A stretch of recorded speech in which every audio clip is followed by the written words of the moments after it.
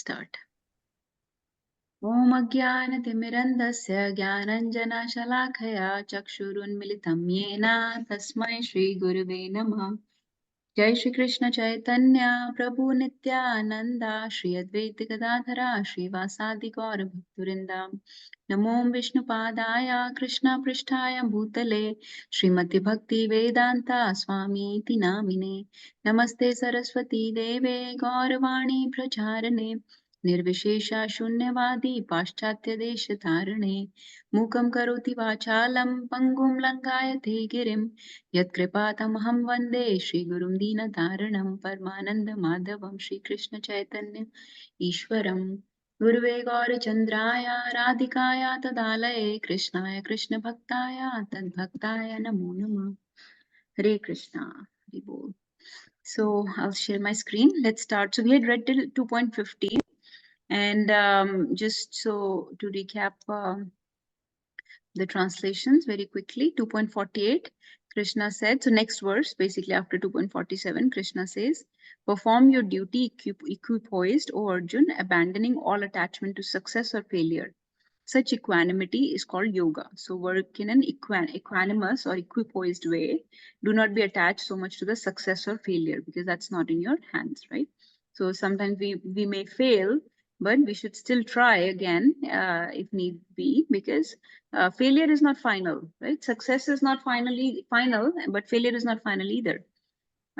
So don't get so attached to those dualities of this material world, like success and failure, or riches and poverty, or losses and benefits, losses and gains. Those kind of things, they come and go. So you're not in charge of those. O Dhananjaya, keep all abominable activities far distant by devotional service. Abominable activities or bad activities or sinful activities refers to those not necessarily sinful, but those activities that are that cause attachment or entanglement. So those activities in which results or benefits are given prominence, where one is very attached to the fruits of enjoying the fruits of the results, those are being referred to as abominable activities. So never work in that way. So Krishna is teaching us the art of work, how to work, art of working. And in that consciousness, surrender unto the Lord. So always be attached to basically surrender to the Lord, serving the Lord, pleasing Him, satisfying Him with your activities. Don't perform abominable activities in which you are just working for personal gains, personal satisfaction, self-aggrandizement, and selfish benefits. Those who want to enjoy the fruits of their work are misers. So if you work in that way, if those selfish type of work, then you are a miser. Miser means like a kripan. If you remember, kripan and brahman, there are two types of people mentioned in our scriptures. Kripan are the miserly people who are very short visioned. They're very materialistic people. They do not understand the value of human life, and they just waste the human life in these fruitive activities for personal gains. So they are misers. Whereas Brahmans, they are very selfless people who work just for the pleasure of the Lord. So they use all the facilities of human life for the best purpose of human life in achieving self-realization. Whereas misers or kripan are not able to achieve self-realization because they're just working for selfish gains, materialistic gains, or fruitive benefits and all that. So they are misers. Then last verse that we read was, Krishna said, a man engaged in devotional service rids himself of both good and bad reactions even in this life. Therefore strive for yoga, which is the art of all work. So here Krishna gives the art of all work. That work in a way which is devotional service, which is buddhi yukta. Buddhi yukta means, we have read this word buddhi yog many times now. Buddhi yoga means using your intelligence in connecting with the supreme. Yoga means connection with supreme, and buddhi means intelligence. So with your intelligence, which is the most important faculty of human body, the discrimination, that the acute intelligence, the vivek buddhi that we have been given, that should be used in achieving the highest purpose of life, which is connecting with the supreme. So in this way work, buddhi yukta work, okay, work with buddhi yukta. So buddhi yukta means to work with such spiritual intelligence which will connect you to the Lord. And then both the good and bad reactions of life will be finished. So in past, if you have worked in a very selfish way and got some good and bad reactions, they will be finished. They will be, such a work will free you from those type of good and bad reactions, those karmic reactions. Otherwise, if you work for selfish interest, then it will cause entanglement because you will get some positive or negative reaction. Now, just to see if people remember from last class, devotees, who remembers in purport, Prabhupada mentioned 3 types of work. Can somebody mention the exact terms that Prabhupada used for those works in English? What terminology did he use? Who remembers? What do you know about the 3 types of work that we can do? Since we're talking about karma, and we're trying to engage that karma in service of the Lord, what are the 3 types of work? Yes, Nagarchan Prabhu. Hare Krishna. It is karma, sakarma, vikarma, and akarma. And in English, it was called as capricious work. And what is done for Krishna is, I don't know if the specific, I don't remember the specific word that was used for that. Okay. Translation. So we need to see the purport. It's the first line of this purport. Let me see which one. So there are 3 types of work. One is prescribed duty, one is capricious Prescribed. duty, and one is, so we have to at the minimum read this 2.47 ka purport. It's not very long, it's only 3 paragraphs. We read it last time. So there are 3 considerations: prescribed duty, capricious work, and inaction. Okay. So prescribed duty means the duty that is done, action that is performed according to scriptural injunctions or according to shastric or according to Guru Sadhu Shastra, according to authorities, an action that is approved by the authority. That is called prescribed duty. So you can think of like all these professions we are engaged in, their prescribed duties because they're beneficial for society. They're approved by the Shastras, by the Lord. They are needed for the functioning of the society. So those are prescribed duties. Prescribed duties can also be routine duties that you perform for your body, for your welfare of your family or welfare of your society. Like, for example, eating, cleaning your body, exercising, some little bit of entertainment to keep the body, mind relaxed and restored, like that. So those are all things that are prescribed by Guru Sadhu Shastra. If you align your work according to the injunctions of the Lord, according to injunctions of the scriptures, then those are called prescribed duties. Okay. Capricious work and inaction both are sinful work. Okay. Capricious work means something very whimsical, which is not according to the Guru Sadhu Shastra. Something like, for example, a criminal action, harming someone, stealing from someone, killing someone, some kind of fraud or robbery or corruption. Those kind of things are capricious work or sinful work. This can also involve capricious work means something whimsical, like wasting your time, anything that harms the self also, the interest of the real self also can be called sinful or capricious work. For example, let's say you're binge watching the TV for like 6 hours, sleeping the whole day. So that's not restorative for the body. That's not rejuvenating for the body, mind, or intelligence. So that's capricious work. So something very whimsical that is not approved by the scriptures or by the Lord, by the authorities, that is capricious work. Inaction means not doing something, neglecting to do your duty. So just like harming somebody actively is an offense, is an aparadh, is a sin. Similarly, not helping someone or neglecting to do something beneficial when you could have done something, that is also sinful.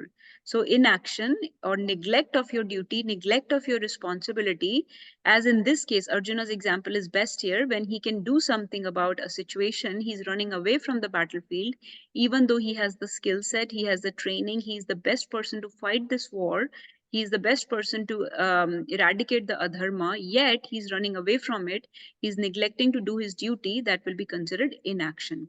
So Prabhupada elaborates on this in the purport, that Lord advised that Arjuna not be inactive, because otherwise this is also sinful. So inaction is also sinful. Capricious work is also sinful. Prescribed duty can be sakam, meaning when you're attached to the result, it will become sakam. And when you do the same prescribed duty with the intention to please the Lord, then it becomes yoga or nishkam karma yoga. Okay, so most people in this world may be doing prescribed duties, but they're doing it for their personal gains. That is why it is sakam karma. They're engaged in sakam karma. It does not connect them to the Lord, so it's not yoga, it's just sakam karma. But when this is done with the intention to satisfy the Lord, to please as a service, then the same, without being attached to the result, when you work according to 2.47, okay, with keeping all those 4 points in mind, then it becomes nishkam karma. And when you especially do it for pleasure of the Lord, it becomes nishkam karma yoga.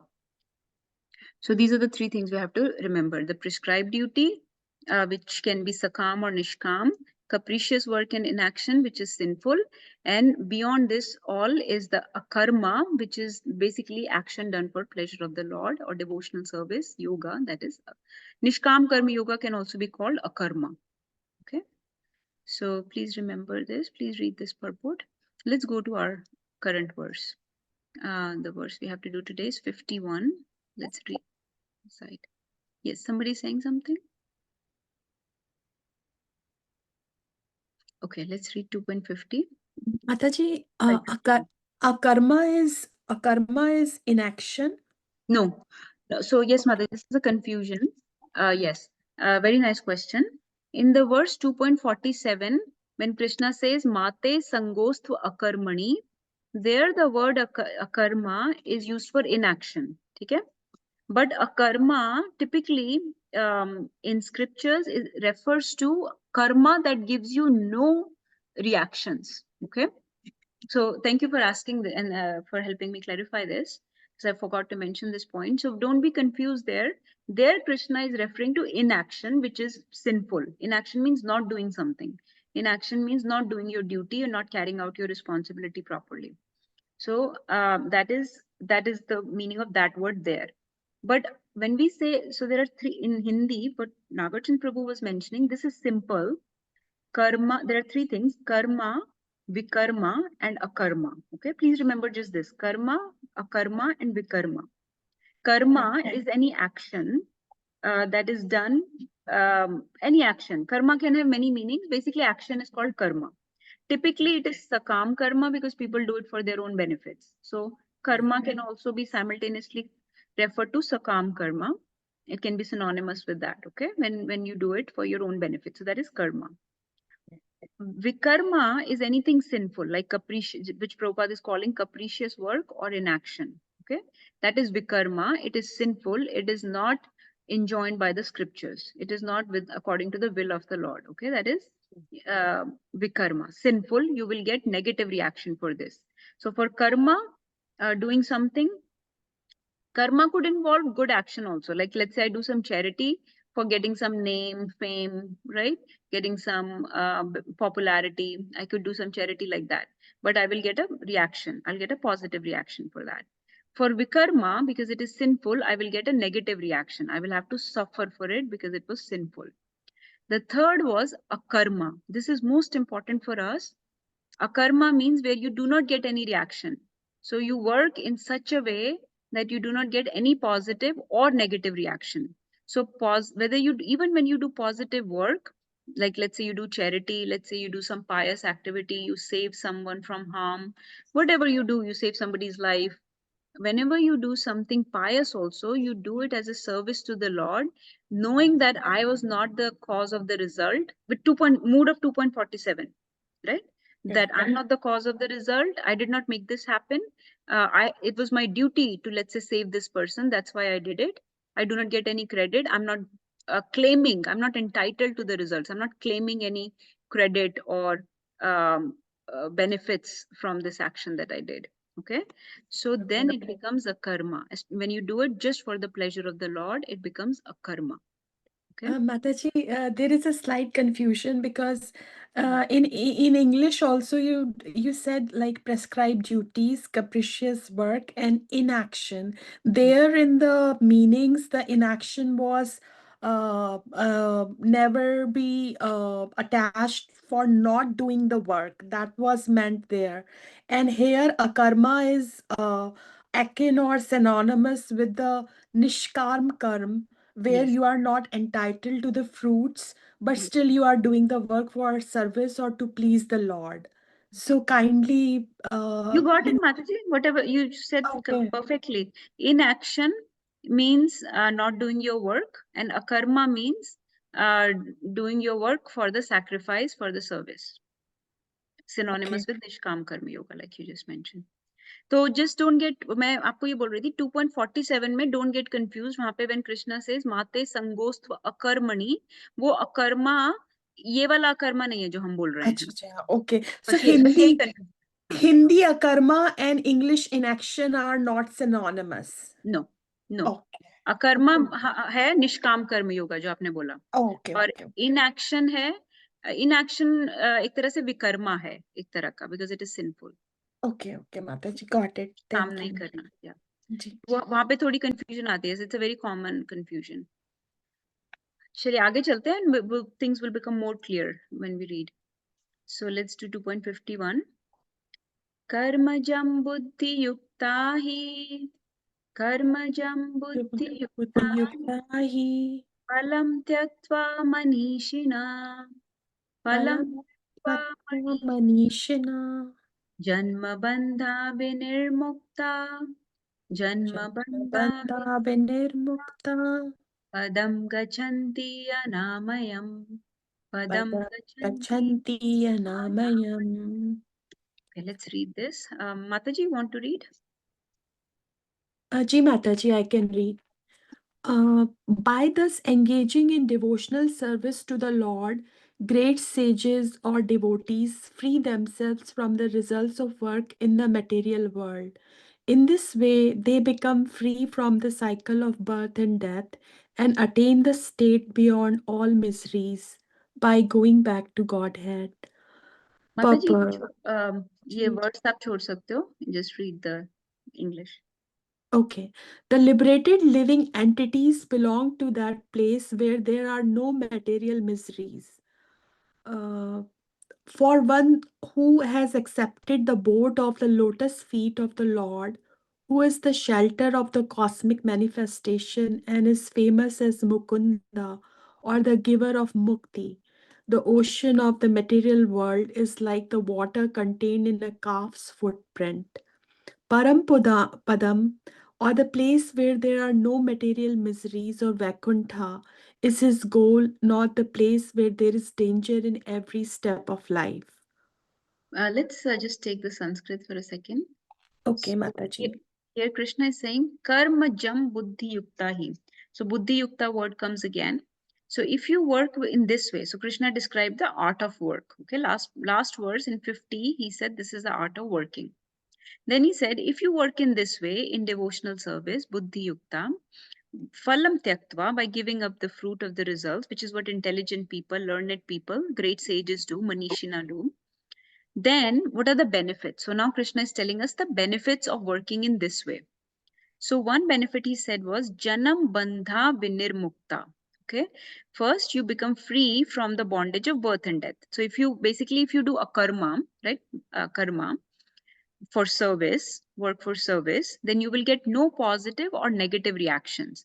Remember that our karma, our positive or negative reaction binds us in the cycle of birth and death. So when we become free from those positive and negative reactions by doing a karma, then you become free from the cycle of birth and death. So janma bandha vinirmukta. So if you work like this all your life, you will become free from the cycle of birth and death. So always work for service, buddhi yukta. And what will happen? Not only you will become free from cycle of birth and death, padam gachanti anamayam. Anamayam means you will, anamayam hota hai without miseries. You will go to that place where there are no miseries, okay? Where there are no kunthas or problems. So that's where Prabhupada is starting the first line of this purport, that material world is full of miseries. So this place is full of kunthas. And we have to go to the spiritual sky, the spiritual world, which is called Vaikuntha. Vaikuntha means where there are no miseries. Hmm. So that is where you will go if you work in this way. So Krishna is giving us the benefit of working in this way. Let's read the second paragraph also. You want to continue, Mataji? Ji Mataji, I can. Owing to ignorance, one does not know that this material world is a miserable place where there are dangers at every step. Out of ignorance only, less intelligent persons try to adjust to the situation by fruitive activities, thinking that the resultant actions will make them happy. They do not know that no kind of material body anywhere within the universe can give life without miseries. The miseries of life, namely birth, death, old age, and diseases, are present everywhere within the material world. But one who understands his real constitutional position as the eternal servitor of the Lord and thus knows the position of the personality of Godhead engages himself in the transcendental loving service of the Lord. Consequently, he becomes qualified to enter into the Vaikuntha planets where there is neither material, miserable life or nor the influence of time and death. To know one's constitutional position means to know also the sublime position of the Lord. One who wrongly thinks that the living entity's position and the Lord's position are on the same level is to be understood to be in darkness and therefore unable to engage himself in the devotional service of the Lord. He becomes the Lord himself. Uh, I cannot see it. Uh, Can you pull it up? Yes, please. Thank you. He becomes the Lord himself and thus paves the way for the repetition of birth and death. But one who, understanding that his position is to serve, transfer himself to the service of the Lord, at once becomes eligible for Vaikuntha Loka. Service for this cause of the Lord is called Karma Yoga or Buddhi Yoga, or in plain words, devotional service to the Lord. Hare Krishna. Hare Krishna. So first paragraph, Prabhupada was saying that this world is full of miseries. It's a miserable place. There are dangers at every step because there is, we're stuck in the cycle of birth and death. So there is death, disease, old age, all this going on, too much going on, too many miseries, too many problems here. So this is not our original position. We have to go to Param Padam. Param Padam Anamayam, the position, the supreme destination, the supreme gati, where there is no miseries, the Vaikuntha. But how can one, so this point I forgot to mention when I was recapping the second chapter of Bhagavad Gita. Krishna says this, and that is actually a very important portion. Krishna says that it is very important to be fixed in this karma, in this Nishkam Karma Yoga. But how will this determination come? Like, for example, think about us. We just want to work for our own benefits, for our own gain. We don't want to be situated in Lord's service. We don't have a relationship with the Lord. We don't know the relationship with the Lord. So that's why Prabhupada in second paragraph is saying, understand your relationship with the Lord. That's why it's called Sambandh Gyan. First of all, you have to have relationship with the Lord. Once you understand who He is and who you are, you understand He is the Lord, you are the servant. He's the master, He's the Father, He's so merciful. He is your origin. That's where you came from. Then only you will try to go back there, right? Until you have that knowledge, it is very difficult to be situated in determination in this type of work. So, what Krishna mentioned before that I forgot to mention was, before 2.47 and all, Krishna was saying that there are many distractions in this world by which people will not be able to stay in this type of mentality, this akarma, in this nishkam karma yoga or akarma, they will not be able to stay with determination in this because they want to enjoy the bhoga and aishwarya of this world. So they're very attached to the opulences, the aishwarya and bhoga, the enjoyments of this world. That's why they will keep getting distracted. So those are the obstacles in the path of Nishkam Karma Yoga, the attachment to Bhoga and Aishwarya. And second obstacle, now today who can tell me what is the second obstacle Krishna mentioned? Even if it is a devotee, even if it is a spiritualist, even if it is a yogi who is trying very sincerely to perform Nishkam Karma Yoga, even they can get distracted by something else, another obstacle in this world. They're not distracted by Bhoga or Aishwarya of this world, but they will get distracted by something else. What is that? I asked Mataji, you. Hmm. Hare Krishna. Fancy language of the Vedas. Hari bol. Wow. Yes, Prabhuji. They will get distracted by the Vedas itself. The same knowledge that they thought will deliver them, that same Vedas, the initial portion of the Vedas, the Karm Kandic knowledge, it's Krishna bhi batayenge, he refers to it as the flowery language of the Vedas. So spiritualists or yogis can fall into this trap of Karm Kand. Karm Kand means where you do a lot of like yagyas, sacrifices, homams, demigod worship, many things, but still to get fruitive benefits, still to get, let's say, better body, better birth, better facilities like promotion or a spouse, or a child, for those, to those ends, to get some personal gain, some personal benefit, people engage in many rituals, many ceremonies that are mentioned in the Vedas, and they get distracted by that and get entrapped by that. So Krishna says uh, all that can also be an obstacle in the progress of devotees.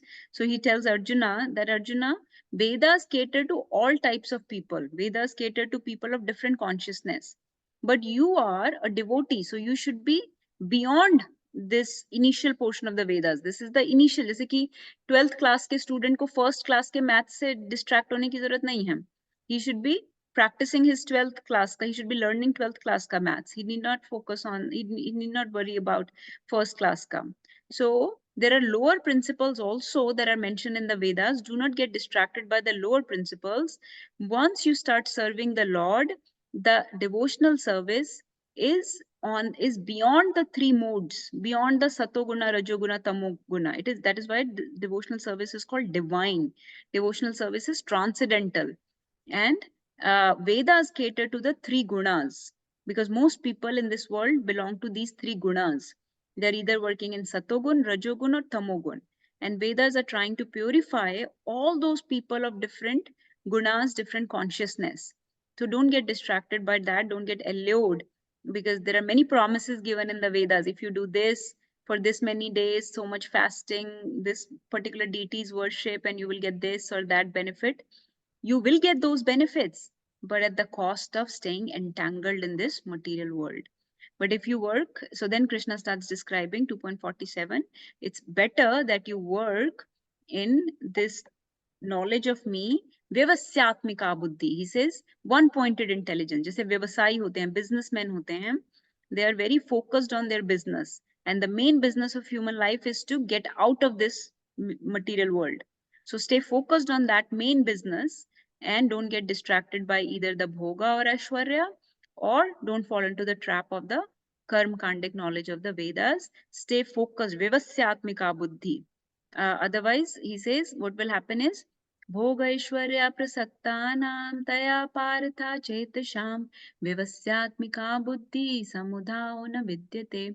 If you don't stay focused, then you will get distracted by this bhoga, aishwarya, and all the Vedic knowledge, and will not be able to focus on my service. So once you come to service of the Lord, once you come in contact with devotees, with the knowledge of Bhagavad Gita, you're on the path of transcendence. Don't go backwards, and don't chase the lower principles. Yes, Nagarjuna Prabhu, you want to share something? Hare Please. Krishna. Yes, I think we have talked about this before, that sometimes it is more difficult for people who are in Satoguna to come to path of devotion, likely because of what you are explaining right now, right?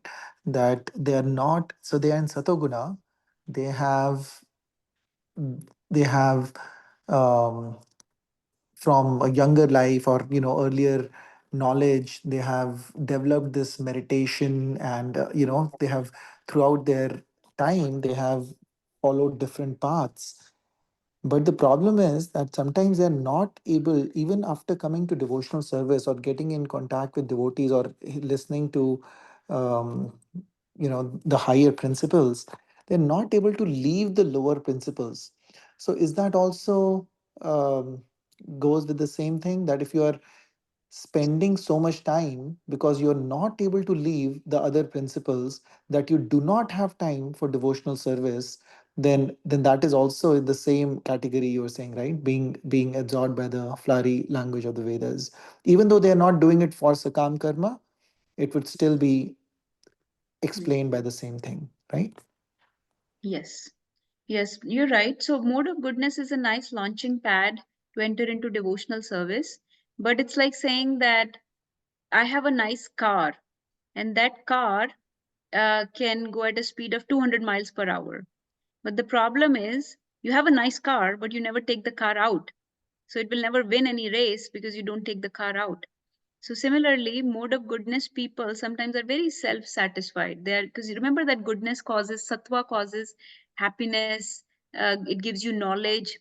So there is a term in Bhagavatam, it is called sattvic ahankar. So basically, remember, satoguna is in this world is also not pure. So what happens is people in satoguna develop this pride of their knowledge or their happiness or their whatever job they're doing or their everything is going very nicely within their life, so they feel very satisfied and fulfilled, so they do not feel any desire to engage in the service of the Lord. So they're the kind of people who have all the, like, they're not eating meat or drinking or smoking, they're not engaging in any sinful acts, but they're so satisfied in their life that they have become almost they've developed this inertia where they do not feel the need to engage in devotional service because we are good, we are happy, everything is going well. So it's, for them it's like not taking the car out, even though they have the car that could win the race, but they're not taking the car out. And sometimes, like we see in case of Prabhupada, all these people were tamasic people. They were doing all kinds of bad activities. They were druggies and sex addicts and had no proper families, had no proper income. They were dissatisfied with the world. They were angry with their families and with the country and with everyone.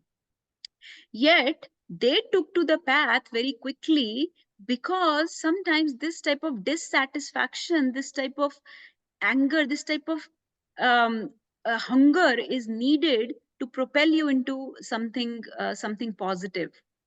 So sometimes mood, so it's like किसी की रद्दी car है, बिल्कुल खच्चरा car है, लेकिन उसने, because he took it out on the road, even though he may go slow because he has so many bad habits, it may take him a while to gain speed on the road, but because he's ready to take his car out, he's gonna get it serviced, he's gonna do things, then he will be able to win the race. Rather than, it's like tortoise or hare की कहानी थी ना कि hare, rabbit had all the qualities and skill to win the race, yet he decided to just sleep and lost.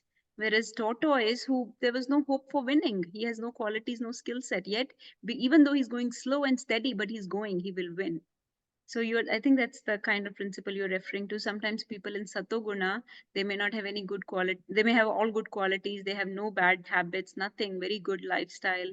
All kind of income is there. All kind of family support is there.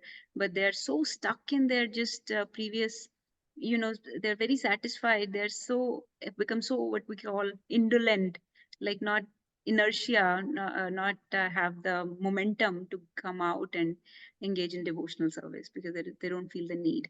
Okay, but then Krishna creates these situations in one's life where one feels the need to approach the higher authority. Um, and so that's how I often feel that way also, that it's harder for more people in mode of goodness to sometimes come out of their inertia. Yes. So that is, so they were, just teasing it out a little bit more, because I want to clarify this Mhm. really well. And so one part is what you said, that is, Mhm. and you explained, was the people in Satoguna, they sometimes are in this inertia. And the second part is somebody who, because in our life, in our, a day still has just 24 hours.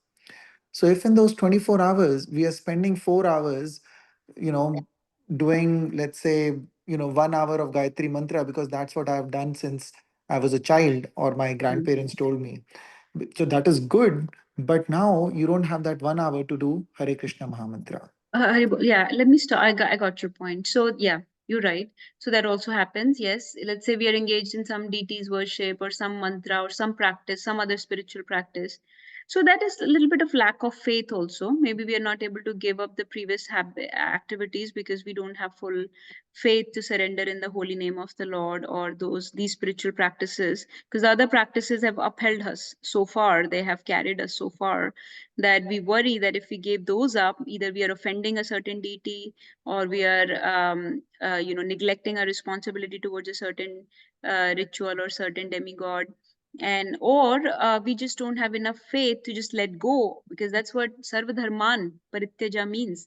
So wo to last instruction hai Nagarjun Prabhu, sarva dharman parityaja, you have to give up the dharma. Dharma means you have to give up all these other kind of activities that are holding you back. They may be, you think that they are very helpful activities, but those dharma have to be given up in order to surrender to the Lord, because otherwise those dharmas are also just holding you back. एक बार मैंने I recently heard this, Chaitanya Charan Prabhu was saying, I think it happened in Dallas only. Kids were reciting the Bhagavad Gita verses, and they were reciting Sarva Adharman Parityaja. So he asked the authorities, why are the kids saying Sarva Adharman Parityaja? So they said there is a book called Bhagavad Gita as it was. Okay. Now, Prabhupada's Bhagavad Gita is called Bhagavad Gita as it is. Okay. There is a book in the market which is called Bhagavad Gita as it was. Because Bhagavad Gita as it is so famous that somebody came up with Bhagavad Gita as it was. So in that they have written Sarva Adharman Parityaja. So Chaitanya Charan Prabhu is saying, oh my God, Hari, well, this is, they are saying that how can Krishna say Sarva Dharman Parityaja? Dharma छोड़ने को क्यों कहेंगे Krishna? It has to be Sarva Adharman Parityaja. अधर्म छोड़ने को बोलेंगे ना, धर्म छोड़ने को थोड़ी ना बोलेंगे. So this is an answer to your question. कई बार dharma also holds us back. जैसे कि मदर द्रौपदी के केस में, she was holding on to her sari very tightly. That's large dharma, lajja dharma, right? Then she realized that's not going to help. This is not doing anything. I'm very weak to hold on to the sari. The Dushasana is very strong. I might as well give up my hands up in surrender to the Lord. Only He can save me. So sometimes you have to give up this dharma. So those dharmas, those things that hold us back, like for example with Bhishma, it is said that the vow that he took was holding him back in properly serving the Lord. So these things, these vows we make, unnecessary materialistic vows people come up with, those are not needed. Those kirtane mein ye karunga, chant wo karunga, only service to the Lord, the prescribed path given by your guru, your authorized teachings by your sampradaya needs to be followed. Everything else can be dharma, sarva dharman parityaja. So that's does that help? Yes, thank you very much. Okay, So that's, so my question was that, so I understand that concept, but that is also being described here in the flowery language of Vedas, right? That is also that is what is incorporated, described here. right? Yes, Okay, that thank you. the people get stuck in these karmkandi activities, that they are not able, because you don't have enough time, enough faculties and resources. Like you said, we have only so much time. If you're spending all your time in doing those activities of Vedas that are prescribed, then how would you do other things? So many things are there, Right. like there are so many fasting days are coming up, but if you're fasting on all those days in addition to the Madhav Tithis, Ekadashis, and Janmashtami and Radhashtami, how would you fast so much? You can't. So you may have to give up those previous fasting rituals that your family or traditions were following.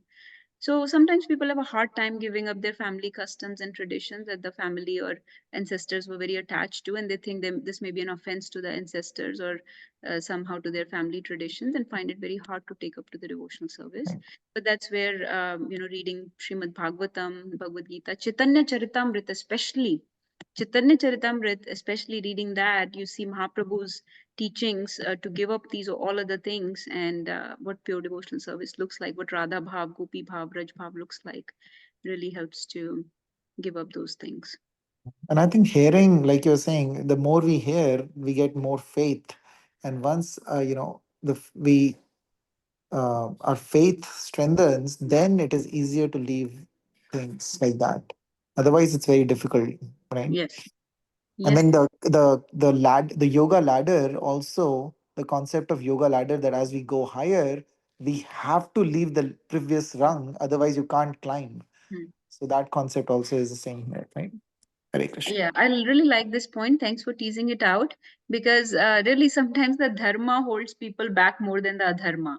Because adharma, see, the problem is adharma is condemned in the world, right? Your seniors, your teachers, your elders, your parents, your friends, your well-wishers will all condemn adharma. So sometimes it's actually easier to give up the sinful activities. जैसे कोई cigarette smoke कर रहा है, कोई alcohol कर रहा है, कोई meat कर रहा है, whatever. Those things are easy to give up. I'm saying sometimes, because if they are condemnable, the person doing those also knows that they are harmful to himself. Smoking ke uske box pe likha hai, this is injurious to your health, so the person doing it knows that this is harmful to me, right? Person who's binge watching the TV knows this is harmful. But the things that are actually we don't think are harmful and have helped us in the past, like all these dharmic activities, are harder to give up because they are our traditions. They're upheld. They're still upheld by our seniors, our parents, our family, our ancestors. And so how can we give those up? In fact, we may be chastised, or we may be criticized by our parents, etc., by our ancestors, by our forefathers, etc., if we gave those up. So actually, why should I give up dharmic activities? Because they have uh, carried me in the past. So people find it very hard to give those up, and they try to add Krishna's devotional activities, but it just becomes too much. And so ultimately, it's hard for them to make any progress on the path, because they're trying to be in both the boats at the same time. तो वो वाली धार्मिक activities भी चल रही हैं, कर्म Kandi ritualistic activities, और डिवोशनल सरेंडर वाली एक्टिविटीज करना मुश्किल है, because there is no full surrender actually. I'll continue. Let's do 2-3 more verses at least. I want to make some progress, so let's continue. Bhagavad Gita 2.52. Yada te moha kalilam, yada te moha Kalilam. buddhir vyatitarishati, buddhir बुद्धिर्व्यतितरिष्यति Tarishyati. tada gantasi nirvedam, तदा Tada गन्तासि gantasi निर्वेदम् nirvedam. श्रोतव्यस्य श्रुतस्य च. श्रोतव्यस्य Shrutavasya श्रुतस्य च. shrutasya cha. Okay, who wants to read this next one? I can read. Yes. When your intelligence has passed out of the dense forest of delusion, you shall become indifferent to all that has been heard and all that is to be heard. Okay, let me just pause for a second. This is the answer to your question also, Nagarjan Prabhu. When your intelligence has passed out of the dense forest of delusion, so moha kalilam, kalilam means dense forest, moha means delusion or illusion. When your buddhi, buddhi means intelligence, vyatitarishati, has passed, has crossed, has overcome, you can say, or surpassed this delusion, forest of delusion, tada, then gantasi nirvedam. Nirvedam. Nirvedam means, इसके दो meaning है. You will become nirved, मतलब you will become callous to what? To all those Vedic instructions, to all those other things given in the Vedas. Tada gantasi nirvedam. You will become indifferent or callous. It can also refer to anything else you have heard in this world. Shrotavasya shrutasya cha. Whatever you have heard in this world, or you will keep hearing. So you will keep hearing many things. When you take up devotional service of the Lord, people will say, criticize you. Either your well-wishers will criticize you. Why are you giving up, let's say, onion and garlic? Or why are you not drinking? Why are you not coming out with your friends anymore? Or why are you not sitting with us in this particular ritual? Why are you not fasting on this day? Now you're fasting on that day instead. Like that, there is much to be heard. All that has been heard and all that is to be heard, your intelligence will become indifferent to that. You will pass out of the dense forest of delusion. So here Krishna is saying, become fixed in your intelligence, and then you will lies, the things that the world tells you, the people around you tell you, all those will stop to matter. You will become indifferent, you will become aloof, callous to those lies or lower principles of the world, to those dharma, जो कृष्णा बोल रहे हैं ना, सर्व धर्मान परित्यजा. Dharma there refers to lower principles, lower dharma. Okay, you will become indifferent to those lower dharmas and definitely indifferent to the adharmas of the world. So yes, please continue reading. You don't have to read this verse, but this verse is answering your question exactly what you were saying. See what Madhvendra Puri will say here. Please read. There are many good examples in the lives of great devotees of the Lord, of those who became indifferent to the ritual of the Vedas by devotional service to the Lord. When a person factually understands Krishna and his relationship with Krishna, he naturally becomes completely indifferent to the rituals of fruitive activities, even though an experienced Brahmana, Sri Madhavendra Puri, a great devotee and acharya in the line of devotees, says, Listen to this prayer. This is what you were saying. "Oh, my prayers 3 times a day, all glory to you. O bathing, I offer my obeisances unto you. O demigods, O forefathers, please excuse me for my inability to offer you my respects. Now, wherever I sit, I can remember the great transcendent Descendant. the great descendant of the Yadu dynasty, Krishna, the enemy of Kansa, and thereby I can free myself from all sinful bondage. I think this is sufficient for me. Hare Krishna. Does that Yes, answer everything? yes. See, so he's saying, what is Madhvendra Puri saying? So first of all, Prabhupada is saying, in lives of great devotees, they will become indifferent to the rituals of the Vedas simply by devotional service to the Lord. So when you factually well, first of all, you have to understand your relationship with Krishna. That is why Sambandha Gyan is needed. Then you will completely, naturally, we are not saying to do things artificially, but do things organically. Spontaneously, you will become indifferent to the rituals of fruitive activities, even though you may be an experienced Brahman. Even experienced Brahman, like Madhvendra Puri is saying, he's offering prayers, he's asking forgiveness from what? From prayer 3 times a day. दिन में 3 बार गायत्री करते हैं ना, उनको he's saying कि oh my prayers 3 times a day. Basically saying, I'm not able to do those prayers 3 times a day. All glories unto you. Oh bathing, I'm not able to bathe. Okay. Oh demigods, देवी देवतास को बोल रहे हैं. Oh forefathers, ancestors को बोल रहे हैं. Please excuse me for my inability to offer you my respects. ठीक है, मैं ये सब चीजें नहीं कर पा रहा. I'm not able to offer 3 times prayer or bathing or demigods or forefathers worship because I'm so preoccupied with my devotional service to Krishna, basically, who is the enemy of Kamsa, that I think that's enough for me. I can free myself from everything just by doing that. So he has so much faith in this path that he has given up these other things. Now, we are not saying we should give up these things, so don't misunderstand. Just understand a sense of this verse. We are not saying to give up bathing or to stop doing your Gayatri. Devotees do Gayatri, devotees do their bathing. They do all these things. But we are saying pure devotees who are very fixed and firmly situated, sincerely, seriously situated in the pure devotional service of the Lord, they know that this is sufficient for me. So Madhvendra Puri se hum comparison nahi kar sakte, so don't compare. But at least we can give up those things that hold us back on a day-to-day life, and not do things just to please the external world or just to please our mind's demands that you have to still continue worshipping certain deity. Don't make up those things. Give up that last rung of the ladder to climb up on the next rung. So in order to climb up the ladder, you have to take your foot off the last rung. Otherwise, you will be stuck in the bottom rung for a long time and there will be no progress. Mataji, I have a little question, please. Can I ask? Yes, Mataji. Mataji, I may sound immature. I have been listening to you from a while, but I would like to ask that can you elaborate, please? What is it actually the devotional service to the Lord when we say, what is it in Hmm. actual, when we say the devotional service to the Lord? Let's see who can answer this. Yeah. So How can we simplify devotional service to the Lord? If somebody had to give a definition, or there are many answers possible. It's not like one answer. So let's see. Hiral Mataji, would you May- try to answer? Actually, I would say keep Lord in the center of everything that you do. And then those 8 principles that we learn, Shravanam, Kirtanam, Yes. um, Nine principles. 9 principles, yeah.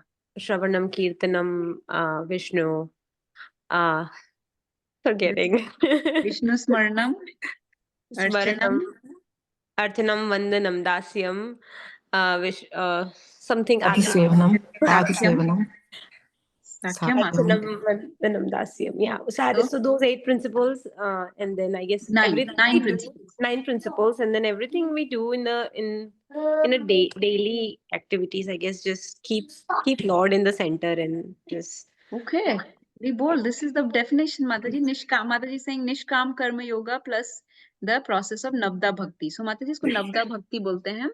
So devotional service in nutshell is comprised of these 9 activities. Okay, this is how you can engage in service of the Lord. So Mataji was quoting a beautiful verse from Srimad Bhagavatam that was actually said by Prahlad Maharaj to Hiranyakashipu. So he said, Shravanam Kirtanam Vishnu Smaranam Padasevanam Archanam Vandanam Dasyam Sakyam Atmanivedanam Iti Pumsarpita Vishnu Bhaktischennava Kriyet Bhagavati Adha Tanmannedhitam Uttamam. So tanman dhan se ye करनी चाहिए चीजें. This is the lakshan of 9 symptoms of devotional service. So you're doing Shravanam, you're already learning verses, Kirtanam, you're remembering the Lord, chanting his names. You're doing Shravanam, Kirtanam, Smarnam. आप सेवा करने आओ, devotees की सेवा करो, programs में और हर जगह serve करो. That is do path sevanam of the devotees. And Archana, you're already doing, I think, some deity worship, right? Yes. Offer prayers to the Lord, that is Vandanam. Go to the pilgrimages and temples, that is also path sevanam. And offering everything, surrendering completely unto the Lord and giving up everything else is called Atmanivedanam. So that Sakyam means to become Lord's friend. And पता नहीं कौन सा छोड़ दिया मैंने, but this is how these are 9 principles. Thank you, Mataji. Yeah, it gives a pretty explanation, like how we see an actual. That's a very wide word, or a very broad word for me. Like when we say devotional service to the Lord, but now as it got some meaning, like it has some explanation, like it is the devotional service of the Lord. So I can relate, like okay, we have been into some kind of devotional service to the Lord. Yes, Mataji. And just keep increasing the intensity and sincerity of these. The amount of these, keep expanding them in your life, and they do expand on their own also. Like Krishna will expand these activities in your life. So slowly hearing will expand, slowly more smarnam will happen, more kirtan will happen, glorification of the Lord, more chanting. And out of all these, chanting and hearing are the topmost limbs of devotional service. 2 things that we should engage in, but also some direct services like engaging with your body, where your intelligence and your body, your senses are also utilized, like cooking food, serving devotees, doing all those services is also needed. But Shravanam, Kirtanam are the best, are the topmost, easiest. Thank you, Mataji. Let's do the next verse. This is also in line with what we are reading.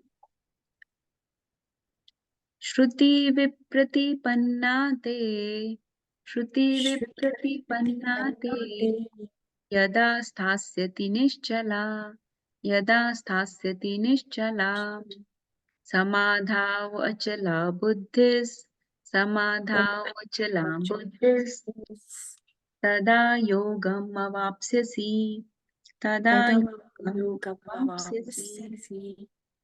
Okay, anyone available to read this? I can read, Mataji. Yes. Hare Krishna. When your mind is no longer disturbed by the flowery language of the Vedas, and when it remains fixed in the trance of self realization, then you will have attained the divine consciousness. Purport: to say that one is in samadhi is to say that one has fully realized Krishna consciousness. That is, one in full samadhi has realized Brahman, Paramatma, and Bhagwan. The highest perfection of self realization is to understand that one is eternally the servitor of Krishna and that one's only business is to discharge one's duty in Krishna consciousness. A Krishna conscious person or unflinching devotee of Lord should not be disturbed by the flowery language of the Vedas, nor be engaged in fruitive activity for promotion to the heavenly kingdom. In Krishna consciousness, one comes directly into communication with Krishna, uh, communion with Krishna, and thus all direction from Krishna may be understood in that transcendental state. One is sure to achieve result by such activities and attain conclusive knowledge. One has only to carry out the orders of Krishna or his representative, the spiritual master. Hare Krishna. Hare Krishna. So this is talking about the flowery language of the Vedas. Shruti, remember we talked about way back at the beginning of Bhagavad Gita, we talked about Shruti and Smriti. So Shruti typically refers to the Vedas and Upanishads. Smriti refers to the Itihasas and Puranas, like Ramayana, Mahabharata, and the Puranas. They're all 18 Puranas and the 2 Itihasas. They're all Smritis. And Bhagavad Gita is both Shruti and Smriti. It is Shruti because it is spoken by the Lord, and it is Smriti because it is part of Mahabharata. So Shruti here is referring to Vedas. So Krishna is saying, don't be influenced by the fruitive results or the flowery language given in the Vedas. So don't be disturbed by the, when your mind is no longer disturbed by the flowery language of the Vedas and remains fixed. So it says, Samadhav achala buddhis. Buddhi becomes achal. So buddhi is fixed in samadhi. Samadhi means in Krishna consciousness, in perfect divine consciousness. Then in that trance of self-realization, you will not be disturbed by the flowery language of the Vedas. And we know that the best way to achieve samadhi in this day and age is not by sitting in, let's say, Ashtanga yoga or going to forest or sitting in deep meditation, because that takes a long time. That takes a lot of purity. That takes a lot, very, very fixed mind. A lot of purity is needed. So that is very difficult to achieve in this day and age. But in our tradition, samadhi is described by what is called being immersed in an activity for Krishna. So if for that time period, you can be in complete samadhi when you're in complete absorption in an activity for Krishna. If you think about it, I was thinking of so many activities that, like, for example, recently when we did Janmashtami, there may be so many worries one may have, so many cares, so many conflicts, let's say, so many problems with people or with at work or in one's life, health, etc. also may be going on. But I know that when we were there at the Janmashtami program, coordinating it, conducting it, hosting it, celebrating it, there were so many things, so many Krishna conscious activities going on throughout, that we were in complete, I would say that was a samadhi. Prabhupada used to call it samadhi. We were in complete samadhi. And even before then, the mind has no time to think about anything else because we're constantly playing and replaying in our mind, using our senses, our intelligence and mind in thinking, planning. Okay, this has to happen first, then this has to happen. We have to take this stuff there. That stuff has to be brought by that devotee. This devotee has to do this service. I have to do this. Who will do that? So much mind and intelligence is absorbed in an activity for Krishna, in an activity in the service of Krishna, that there is no thought for anything else. All the cares, all the concerns, all even health related things, they go, or any conflicts, any problems, any difficulties at workplace, difficulties with family, all these things go out of your mind completely, which is not possible for a regular jiva to achieve that state if they were just sitting in meditation and trying to empty their mind.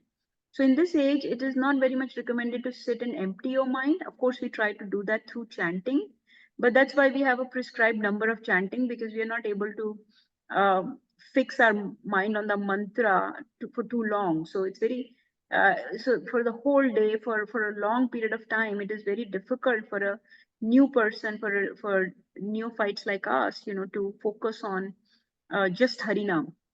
So it is recommended to engage your mind, intelligence, and senses, your body, in such type of physical services, such type of services that completely absorb, that become such a large part of your life, so that you are in this type of samadhi, in completely absorbed state. In fact, once the Janmashtami was over, it felt like the life had become suddenly very empty, and we didn't know what to do. What were we doing before? Like for a whole month, this was such a large part of our life, every moment, every second of the day, that I did not know what I was doing before then. I was like, how was I using my time? How was I occupying my time? What was going on before? Suddenly I have nothing to do. That's how it felt like. So suddenly life had become like vacant and void. So that is what samadhi is described in this day and age, to be completely engaged in various services for the Lord. On a daily basis, actually, we can be in this type of samadhi, in these type of meditative services. Um, this can be through cooking, this can be through, painting, writing, singing, various things, various services. Some people make garlands, they're completely absorbed in it, paying attention to each and every detail when working for Krishna. So in this way, one will not be, when one is so absorbed, automatically, organically, this Vedas and other things of the world, whether it's Vedic knowledge, Karmkandic knowledge, the fruitive benefits given in the Vedas that are very alluring, very difficult to ignore, right? It's very difficult to ignore when somebody says, if you fast for these many days, you will get this benefit or that personal benefit. One wants to do those things, but when one engages in pure devotional service of the Lord, these things automatically become very insignificant, and these allurements are easy to ignore. Um, I just want to do one more verse, if that's okay, because I want to start, I just want to show you what the next portion of Bhagavad Gita entails. So this is where Nishkam Karma Yoga portion finishes, okay? If you are following the sequence, I was describing the sequence of second chapter before. Initially, Arjun described his indecision to Krishna. He gave 5 excuses. 4 of those excuses for not fighting are given in first chapter. 5th excuse is given in second chapter at the very beginning, where Arjun says, I'm undecided. Indecision is his excuse. Since I'm undecided, I would rather not fight. What is the point? I would rather not fight. Then he surrenders to Krishna. This is the first portion of second chapter. Then Krishna chastises Arjuna and says, you're a very learned man, very wise man. This type of behavior is not befitting of you. You should know that you are not this body. You are the soul. So then Krishna launches into the third portion of the second chapter, which is Sankhya Yoga. So Krishna describes in detail about the characteristics and the qualities of the soul.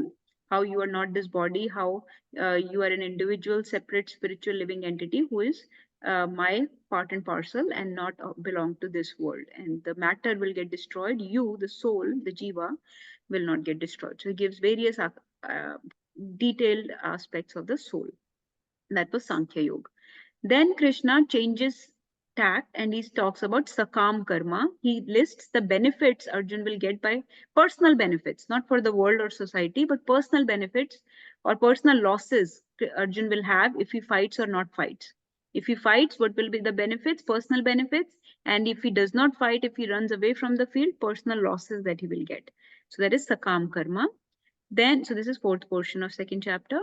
Then Krishna talks about starts into Nishkam Karma. Nishkam Karma, first of all, he gives the benefits of Nishkam Karma. He says that there is no loss or danger on this path. So with great determination, you should get fixed on this path.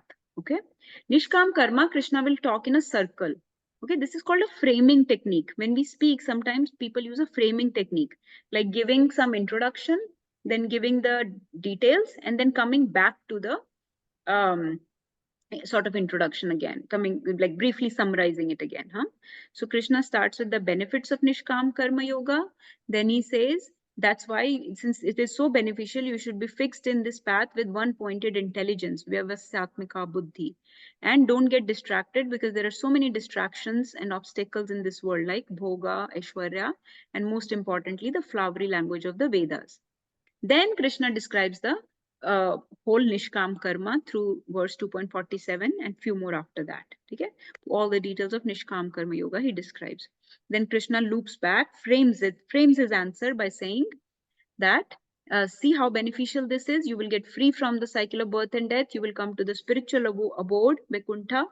And he says, so don't get distracted, Arjuna. Don't get distracted. Again, he loops back to saying, don't get distracted by the flowery language of the Vedas. Stay fixed on your path. Okay, he tells Arjuna, Nishtray Gunya Bhav Arjuna, that Vedas deal with the three gunas, but you become Nishtray Gunya. You don't belong to these three gunas. You are Nishtray Gunya. You are transcendental. So become transcendental, Arjun. So don't pay attention so much to the Vedas. So here he finishes Nishkam Karma Yoga. Now Arjun will ask a question, and rest the whole chapter is dedicated from 55 to the end about this thing. What is this question? Let's just read this question and then I'll stop. So we'll just read the translation. Arjuna Vacha. Arjuna Vacha. Stita pragyasya ka bhasha. Stita Stita pragyasya kya bhasha samadhistasya keshava. samadhistasya keshava Stitadhi kim prabhasheta. stitidhi kim prabhasheta Kim asita vrajeta kim. Kim kim asita asita vrajeta. vrajeta kim. So, Krishna just told Arjun, be very firmly fixed in Buddhi Yoga, in devotional service, okay? Make your mind and intelligence very firmly fixed. So now Arjun is asking the question. What does he say? He says, can somebody read this? I'll I read. can. Oh, Go ahead. okay. Thank you, Prabhuji. Arjuna said, O Krishna, what are the symptoms of one whose consciousness is thus? Mataji, can you please pull it up? Scroll. Yeah, is thus merged in transcendence. Transcendence. How does he speak and what is his language? How does he sit and how does he walk? Purport. We'll stop here, Mataji. I just wanted to Okay. show you what this verse entails. So what is Arjun asking? He's saying, Sthit pragyasya ka bhasha. Sthit pragya is somebody who's very firmly situated in Krishna consciousness, very fixed in transcendence or in devotional service.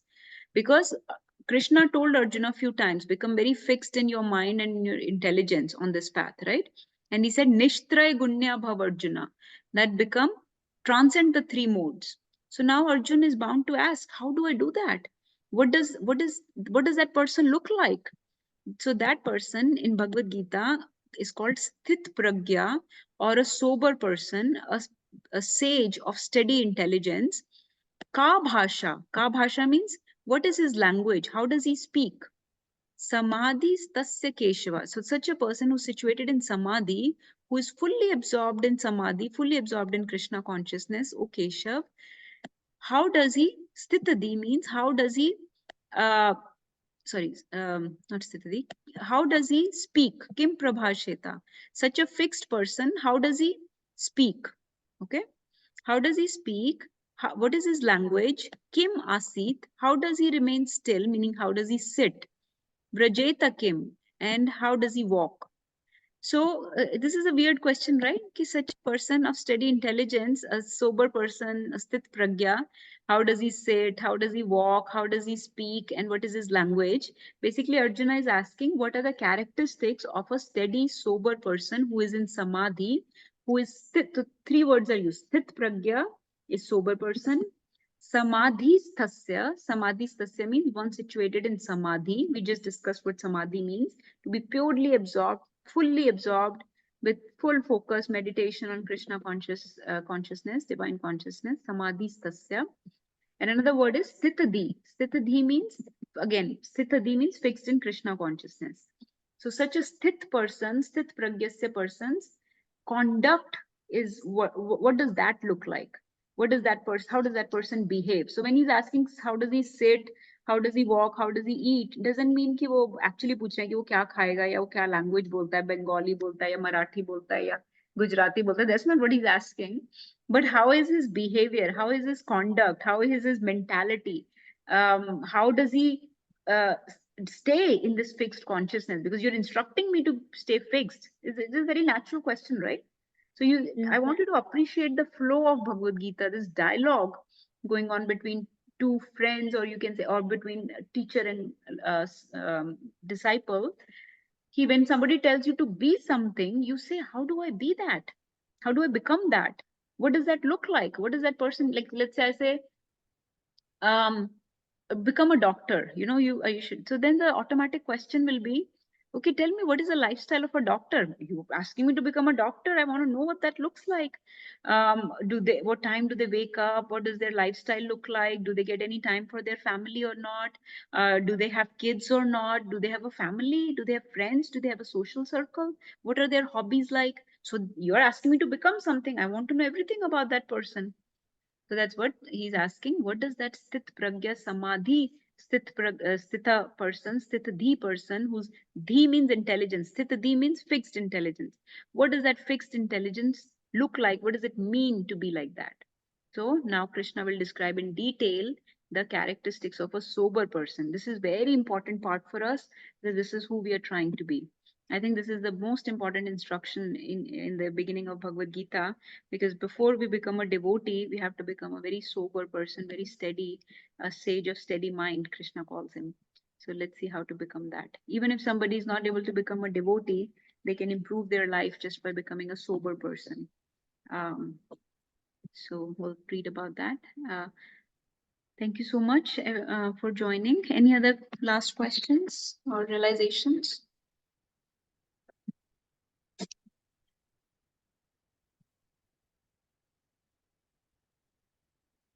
Who's Radhe? Oh, I think my mom.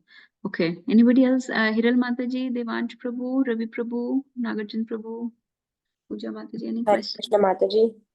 Thank you for explaining. I'm listening to like chapter second for like third time, and as you listen to more, it makes sense, and you remember more, and try to follow those principles or try to ask those questions that Arjun is asking. So yeah, thank you for explaining. They both. Yes. Very nice. Okay. Okay. Yes, Pooja Mataji, sharing something. Mataji, I actually came to know about Satoguna. I was not knowing what is Satoguna, Rajoguna, Tamoguna. Satoguna, you explained to me, and it makes sense. How can one be very complacent with the good qualities they are having and the good lifestyle? But I don't understand what is Rajo and Tamo means. What does it mean, Mataji? Can you explain, please? They both. Mataji, you're so wonderful. Just yesterday, Nagarjan Prabhu and I were discussing in Bhagavatam class that sometimes a speaker will say something, and they will not give any details. They will just say it, just to see if people are listening closely and if they will ask question about it or not. So you exemplify that quality so much, because I knew we have not covered the 3 modes, and yet I mentioned it just like that. And I'm like, if somebody doesn't know, they will ask. So this is amazing. So thank you for asking. In Bhagavatam, we see the class is not made by the speakers. It is made by those that are hearing, because you are the ones, bringing out these teasing out these points, which I'm just glossing over. So thank you for doing that. In Bhagavatam, you will see when people are speaking, I think I've told you what Bhagavatam is. Bhagavatam is the 12 books or 12 cantos, 18 books, where sometimes Vidura does that to Maitra Rishi. Vidura is asking Maitra many questions. So Vidura will say, hold on, Maitra, you said something, but that's not enough. I want details. Give me more details. And on Janmashtami, we did a class about Kalia. So the whole class started like this. The chapter opened like this. Shukdev Goswami in one verse covered the whole Kalia pastime. He said, Krishna climbed on the Kadam tree, jumped into the river, chastised Kalia, purified the river, and told him to leave. That's it. And saved the lives of the Vrajvasis. That's it. In one verse, Shukdev Goswami finished the whole Kalia pastime. And then Parikshit Maharaj said, hold on. Why was Kalia living there? How did he come to live in such a pure river like Yamuna? And how exactly did Krishna chastise him? What harm was Kalia causing? What is the history of Kalia? Who was he in previous birth? How did he come about? So Parikshit Maharaj asked like 5 questions. Give me details. So then Shukdev Goswami had to speak about Kalia for 2 chapters. Okay. So we were talking about this yesterday, and you're really bringing that out. Okay. For now, I'll just say in 2 lines because we don't have time. Ravi Right. saying something, so I'll just say in a couple lines. Ji Mataji. First of all, you can read chapter 14 of Bhagavad Gita, which talks about the 3 modes. Okay. All the qualities are given. So as soon as you read all that, just read the translations. If nothing else, just read the translations. And basically, mode of goodness, gives you happiness, knowledge. You have good qualities. It gives you satisfaction, peace, right? Right. Mode of passion is a very driven type of person who has, and we are not one person or the other. We have different modes that fluctuate throughout the day, throughout our lives. Mode of passion is basically when one is very driven, ambitious, very active, very engaged in the world, doing things. But mostly the things are done for fruitive benefits, for personal gains, for results. So these people will typically do things that will help them, benefit them. So they're very active, ambitious. They want to make money. They want to be prosperous. They want to be to fulfill a lot of dreams and desires and goals in this world. Okay, that is mode of passion. Rajoguna. Mode of ignorance or tamas is tamasic nature is when one is very sleepy, very lethargic, depressed, not really procrastinating, not really taking care of their responsibilities, neglecting things, maybe sleeping all day, maybe in stupor from intoxication or alcohol and things like that, wasting their time, wasting their life, just very negligent of their time and of their duties and everything. So that is sort of tamas. There are details. Read the 14th chapter. You will get immediately. You will know what that is. All right, Mataji. Hare Krishna. Thank Ravi, you. please share. Hare Krishna devotee. Hare Krishna. Mataji, again, you, like usual, you always take your good time and explain everything. And I was just reflecting on that Nagarjan Prabhu question, after being in a one mode, and especially the Saptagun, why people are still not able to transcend and go to the devotional. And you said it everything, and even that next sloka explained everything, the faith. Uh, but in my understanding, I have seen that, Mataji, that faith comes from listening through the acharyas. The more you listen and more you get to know the essence of devotion, devotional service, who is Krishna, why he is the core of everything, then you slowly start giving up. So, I mean, we will be able to come to devotional service. As even the Puja Mataji had excellent question. What is devotional service for any new person? No? So that's like Sarvanam. The more we hear from the authorized sources, from the Acharya, from the Parampara, we get to the point who is Krishna, and then our faith starts to grow, and then we start loosening up all other rituals that actually brought us to this point. So it's not that the rituals that we have done since the beginning did not give us the result or did not bring us to this point. I mean, to my understanding, because I've been doing this since I was brought up that way, I came to this point that I have come to little higher understanding and higher platform.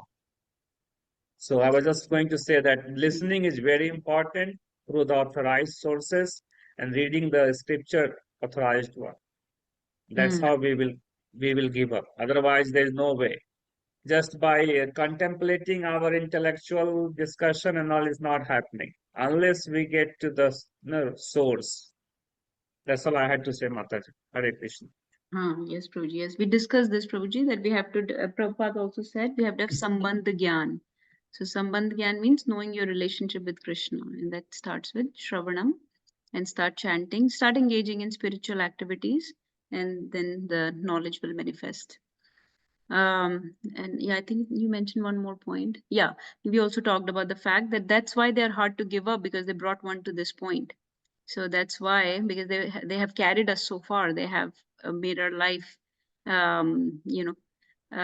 valuable. They have added value to our life thus far. That's why they're harder to give up. So other things are easy to give up because we know that they are harmful to us. That's why we were discussing. Those are already condemned by the people and they have taken away from us, whether it's smoking and other things that take away from us. That's why it's easy to give up sometimes those things. But things that have added to our life, they're harder to give up because they are actually valuable to us, to our family, to our traditions, to our customs. So people find that they are tied to them very strongly. And it's a barrier in the mind to give up those things. But so keep improving the Sambandh Gyan. So there are three things: Sambandh, Abhidhe, Prayojan. Start with the Sambandh Gyan. So by hearing, by chanting, by engaging in services, one can develop their Sambandh Gyan. So thanks for adding that. Okay, shall we stop? Anybody else? Devansh Prabhu, you want to say anything?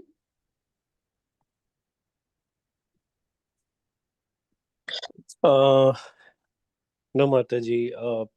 Sorry, I was a little bit occupied. I was driving, and then I had food to pick up for my dog, and but no, not really. I think I had some question earlier, but I can't recall it right now. Okay. Maybe in the next session, once I recall, I will write it down. I can ask in the next session. It was something related to karma as well. But I can't recall right Okay, now. no problem. Yeah. Just read. When you read, many questions will come actually. Yes, So yes. reading, contemplating on the verses that we have read, and coming up, you will get realizations in your heart when you start reading and contemplating on them. You will get many realizations. So Yes, please, Mataji. very Hare important. Krishna. Hare Krishna. To Thank you. sit with the book is very important. Yes, Mataji. Thank I you. emphasize that for everyone, not just attending the class Sunday to Sunday, but to sit with the book yourself is very important. So that is part of our smarnam. So when you get the knowledge, then you have to chew on it. You have to contemplate on it. Very important. Krishna sees that effort, and then the Divya Gyan Hriday Prakashito. So, Hare okay. Krishna. Yes, Hare Hare Krishna. Krishna. Thank you everyone for joining again, and thank you Nārangi for this nice sessions. But yeah, these are the as you said, Shravanam, Kirtanam, Smaranam. So that's what we are doing here. That's listening, and just for because not everybody is used to the terms. Ravi Prabhu mentioned very nice points, and uh, acharya, when we say and we when we say listening from authorized sources, so this class is an authorized source.